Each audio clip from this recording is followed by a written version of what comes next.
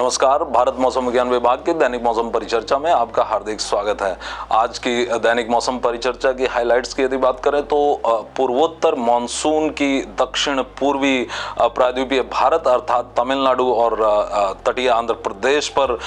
इसका जो आगमन है वो 16 अक्टूबर के आसपास होने की संभावना है और इस दौरान हमें 15 से 17 अक्टूबर के दौरान अति भारी से अत्यंत भारी वर्षा तमिलनाडु, विशेषतः तटीय तमिलनाडु और दक्षिण तटीय आंध्र प्रदेश पर प्राप्त होने की संभावना है। इसके अलावा जो एक well mark low pressure area east central Arabian sea पर है, उसके एक डिप्रेशन में कंसंट्रेट होने, इंटेंसिफाई होने, तीव्र होने की संभावना आज शाम तक है और एक और लो प्रेशर एरिया बनने की संभावना जो दक्षिणी बंगाल की खाड़ी के मध्य भाग है वहां पर होने की संभावना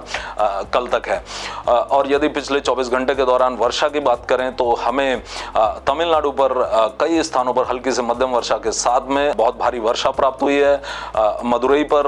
जैसा कि हम यहाँ देख सकते हैं, मदुरई पर 16 सेंटीमीटर की वर्षा और इसके अलावा कुछ एक स्थानों पर हमें जो यहाँ पर पीले डॉट से दिखाया गया है, यहाँ पर हमें भारी वर्षा भी प्राप्त हुई है।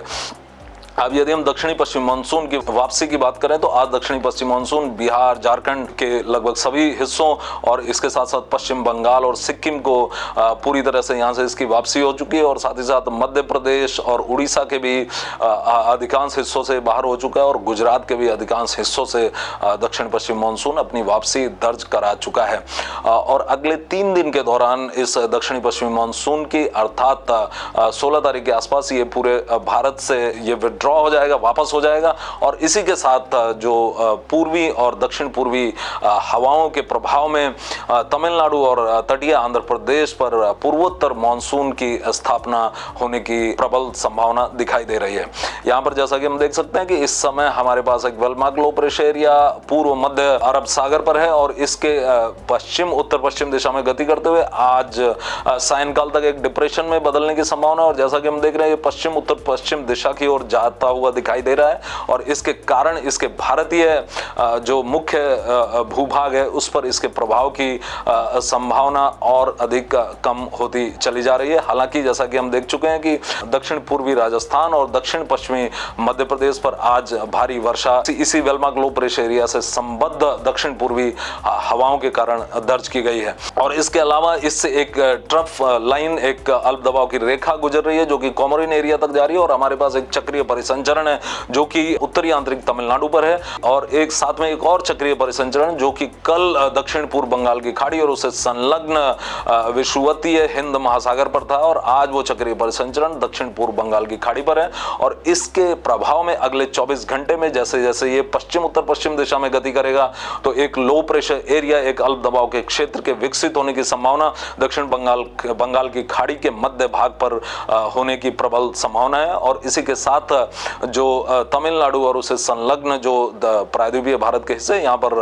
रेनफॉल एक्टिविटी के बढ़ने की संभावना है जिसी के कारण यहाँ पर बहुत भारी से अत्यंत भारी वर्षा 15 से 17 तारीख के दौरान होने की संभावना नजर आ रही है। और यहाँ पर जैसा कि हम देख सकते हैं कि इसी दक्षिणी पूर्वी हवाओं के प्रभाव में गुजरात और साथ ही साथ दक्षिण पूर्वी राजस्थान और दक्षिण पश्चिमी मध्य प्रदेश पर छिटपुट स्थानों पर भारी वर्षा और साथ ही साथ हल्की से मध्यम वर्षा कुछ स्थानों पर होने की संभावना और मध्य महाराष्ट्र और कोंकण पर भी छिटपुट स्थानों पर भारी वर्षा होने की संभावना और साथ ही साथ थंडरस्टॉर्म एक्टिविटीज पूरे क्षेत्र पर अगले 24 घंटे के दौरान जारी रहने की संभावना है और उसके पश्चात इस गतिविधि में पूरी तरह से गिरावट दर्ज की जाएगी और जो वर्षा का क्षेत्र होगा वो पूरी तरह से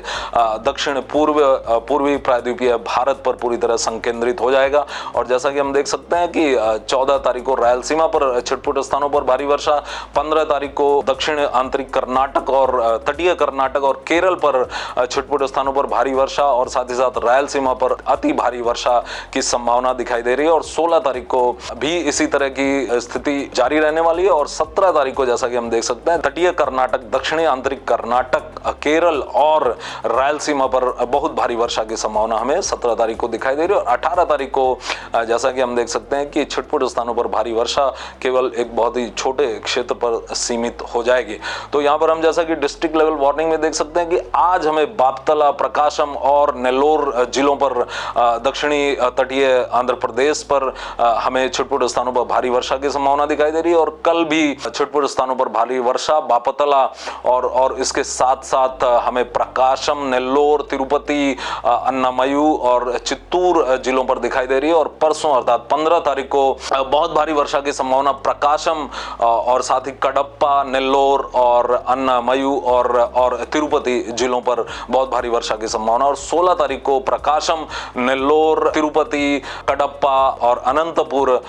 सत्य साई और इसके साथ साथ अन्नामयू और चित्तूर जिलों पर बहुत भारी वर्षा की संभावना हमें नजर आ रही है। और साथ ही साथ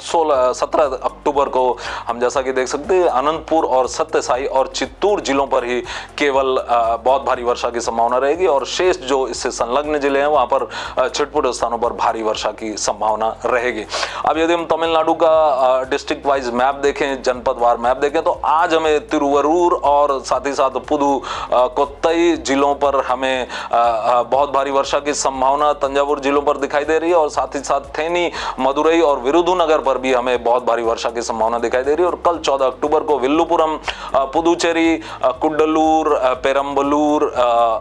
अरिवरूर और मयिलादुतुरई, कराईकल, तिरुवरूर और नागपत्तनम, तंजावुर और पुदुकोट्टई जिलों पर हमें बहुत भारी वर्षा की संभावना 14 तारीख को दिखाई दे रही है। और 15 तारीख को जैसा कि हम देख सकते हैं तिरुवल्लूर, चेन्नई, रानीपेट, कांचीपुरम, चेंगलपट्टू, तिरुवन्नामलई, विल्लुपुरम, पुदुचेरी, कल्ला, करिशी और कुड्डलूर जिलों पर बहुत भारी वर्षा की संभावना दिखाई दे रही है। 16 तारीख को एक्सट्रीमली हैवी रेनफॉल होने की भी संभावना, अत्यंत भारी वर्षा अर्थात 20 सेंटीमीटर से ज्यादा वर्षा की भी संभावना है, जो कि तिरुवल्लूर, चेन्नई, रानीपेट, कांचीपुरम, चेंगलपट्टू, तिरुवन्नामलई और विल्लुपुरम और पुदुचेरी डिस्ट्रिक्ट पर जिलों पर होने की संभावना। और साथ ही साथ वेल्लोर, तिरुपतूर, कृष्णागिरी, धर्मपुर और कल्ला, करिशी और कुड्डलूर जिलों पर छिटपुट स्थानों पर भारी वर्षा की संभावना रहेगी। और 17 तारीख को जो अति भारी वर्षा 11 से 20 सेंटीमीटर की वर्षा की संभावना है वो कृष्णागिरी और तिरुपतूर, वेल्लोर, रानीपेट और तिरुवल्लूर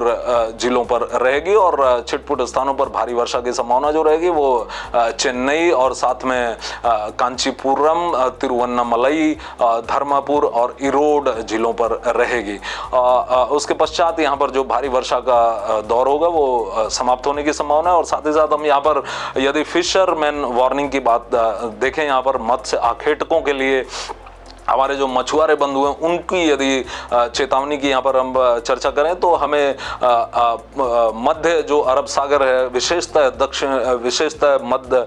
मध्य पूर्व अरब सागर और उससे संलग्न मध्य पश्चिम अरब सागर यहाँ पर और उससे संलग्न साथ ही साथ दक्षिणी पश्चिमी अरब सागर, तो यहाँ पर अगले 2 से 3 दिनों तक यहाँ पर जाने की मनाही है पूरी तरह। और यदि हम बात करें दक्षिण पूर्व बंगाल की खाड़ी तो यहाँ पर अगले 3 दिन यहाँ पर भी प्रवेश करने की मनाही है भारत मौसम विज्ञान विभाग की तरफ से। और साथ ही साथ दक्षिण पश्चिम बंगाल की खाड़ी और उससे संलग्न मध्य पश्चिमी बंगाल की खाड़ी पर अगले 5 दिनों में यहाँ पर ना जाने की सलाह भारत मौसम विज्ञान विभाग द्वारा सभी मत्स्य आखेटकों को दी जाती है। और साथ ही साथ मन्नार की खाड़ी, कोमोरिन एरिया और इसके साथ जो इससे संलग्न जो दूसरे क्षेत्र हैं यहाँ पर